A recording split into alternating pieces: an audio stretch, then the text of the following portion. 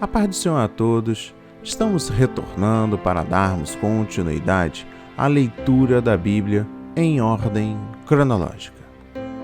E hoje, no 256º dia, lendo esta linda história que Deus escreveu para nós, trago para a leitura os capítulos 4, 5 e 6 do livro do profeta Daniel.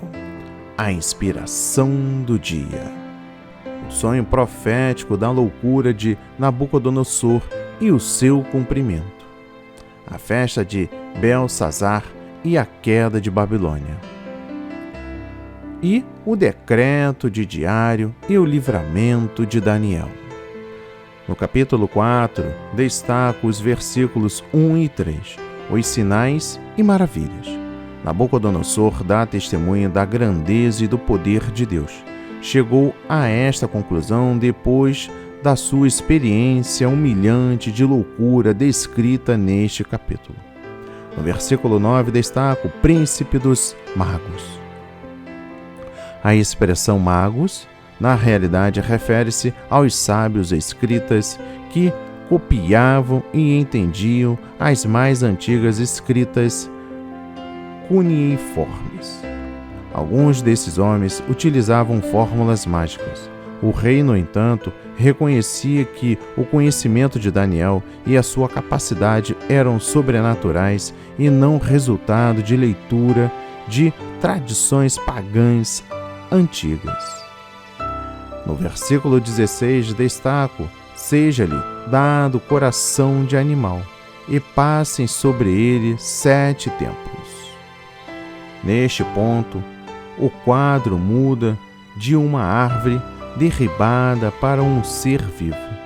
Este ser perderia o seu próprio coração, isto é, sua mente ou poderes de raciocínio, e receberia o coração e a mente de animal. Essa perda de raciocínio duraria 7 tempos, literalmente 7 estações. Expressão que talvez significa 3 anos e meio, visto que em Babilônia só se contavam 2 estações, verão e inverno. No versículo 17 destaca: o Altíssimo tem domínio sobre os reinos dos homens. O rei precisava saber o que o Senhor Deus é todo-poderoso e que pode pôr a quem ele quiser sobre os reinos do mundo. No versículo 27 destaco: desfaze os teus pecados pela justiça. O fato de Daniel chamar o rei ao arrependimento indica que o terrível juízo da parte de Deus poderia ser evitado. Se Nabucodonosor abandonasse seus pecados e vivesse retamente, tendo misericórdia dos pobres e aflitos, os quais ele mesmo oprimia, Deus não executaria o que fora revelado no sonho. Nos versículos 34 a 37, tornou-se a vir ao meu entendimento. 7 é um número da perfeição, de modo que, no fim das 7 estações, o raciocínio de Nabucodonosor voltou.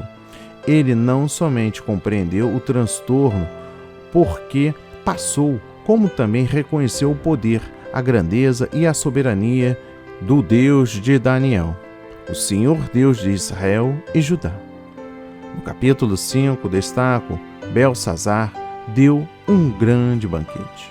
O brilhante reinado de Nabucodonosor durou 44 anos. Depois da sua morte, a glória de Babilônia entrou em declínio. Embora o império durasse mais 22 anos, debilitou-se por revoluções e homicídios. Os últimos reis babilônicos foram Nabonido e o seu filho mais velho, Belsazar, que governaram juntos como coregentes. No capítulo 5 destaca o versículo 2. Nabucodonosor, seu pai. Pai é usado aqui no sentido geral de ancestral ou antecessor, e não do pai no sentido natural. No versículo 3 destaco: trouxeram os utensílios de ouro do templo. Belsazar, com os seus grandes, ao beberem nos vasos sagrados do Senhor, em honra aos deuses pagãos de Babilônia, afrontaram o único Deus verdadeiro e provocaram o juízo contra si mesmo. No versículo 22 destaco: tu não humilhaste o teu coração, ainda que soubesse de tudo isso. Daniel recordou a Beltsazar como Deus humilhou Nabucodonosor. Embora Beltsazar soubesse desse evento trágico, não deu importância à sua lição. Ele, ao profanar os vasos santos do Senhor, cometeu um ato de afronta deliberada contra o Deus vivo. Poucas pessoas aprendem as lições da história. No versículo 26 destaco: Mene, contou Deus o teu reino e acabou. Mene foi escrito 2 vezes pela mão, pois tinha um sentido duplo, numerado e provado. A interpretação por Daniel foi muito clara. Deus provou o reino de Babilônia, achou em falta e, por isso, contou os seus dias.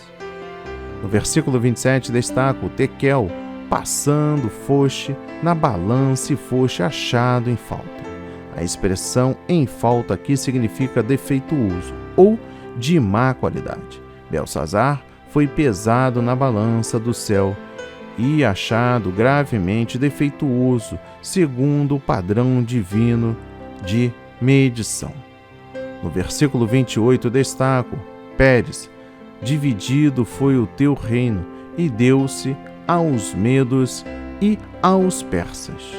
Note-se que o versículo 25 diz em aramaico, o parsim, ou significa e parsim, é o plural de Pérez, o qual tem 2 significados. Divisão e Pérsia significa a divisão do reino de Babilônia e a sua tomada pelos persas e os medos.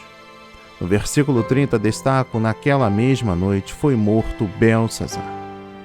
Tanto os escritos babilônicos como os persas indicam que, quando o exército medo-persa aproximou-se de Babilônia, o povo escancarou os padrões para acolhê-los sem resistência. Talvez somente Beltsazar tenha sido morto. Um pouco mais tarde, Ciro entrou na cidade e foi saudado como libertador da tirania de Nabonido e Beltsazar. No versículo 31 destaco: Dário, o medo, ocupou o reino. É possível que Dário seja um título que Ciro adotou ao assumir o governo de Babilônia. Também pode ser outro nome de Gu-Baru, a quem Ciro nomeou como seu subalterno e que continuou a reinar em Babilônia por algum tempo depois de sua morte. E por fim, o capítulo 6. Destaco no versículo 3: o rei pensava constituí-lo sobre todo o reino.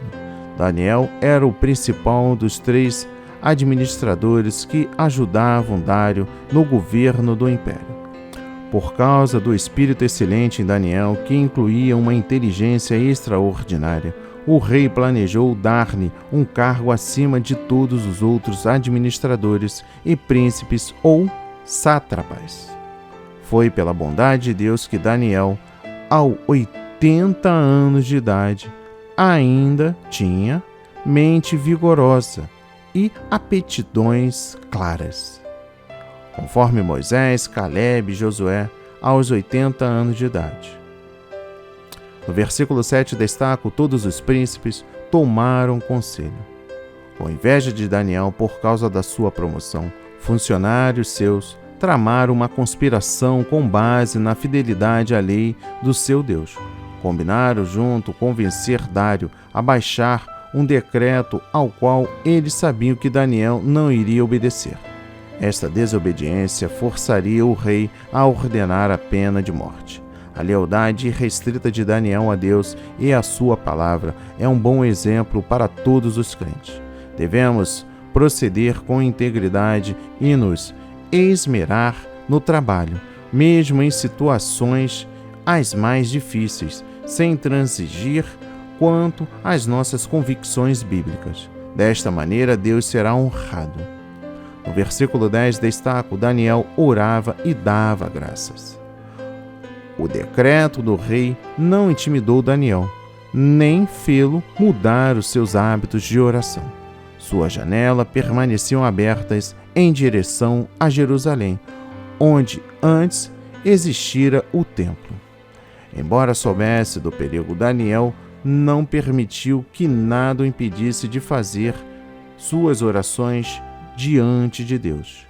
De igual modo, o crente não deve permitir que nada o faça negligenciar suas orações e devoções diárias a Deus.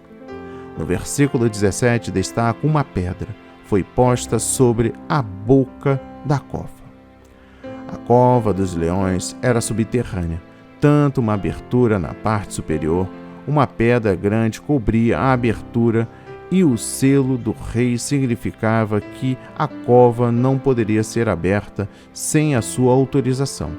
Daniel, por ser íntegro e ter um espírito excelente, era admirado pelo rei, que também honrava o seu Deus. Por isso, quando o rei cumpriu à risca o seu decreto, manifestou a esperança de que Deus livraria Daniel. Possivelmente ele ouviria falar dos livramentos que Deus concedera aos 3 amigos de Daniel, no caso da fornalha do fogo ardente. No versículo 23 destaca: nenhum dano se achou nele, porque crera no seu Deus. O rei procurou encorajar Daniel a crer no seu Deus.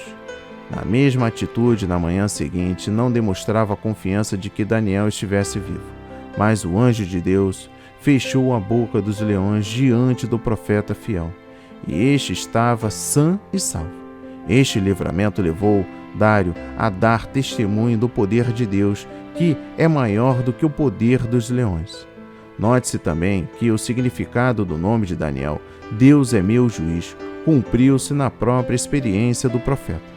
Ele foi vindicado pelo Senhor e considerado justo por sua decisão de não se contaminar para manter a pureza da lei de Deus.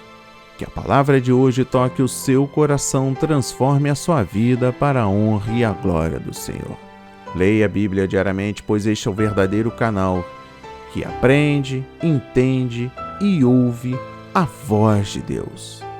Amém e graças a Deus.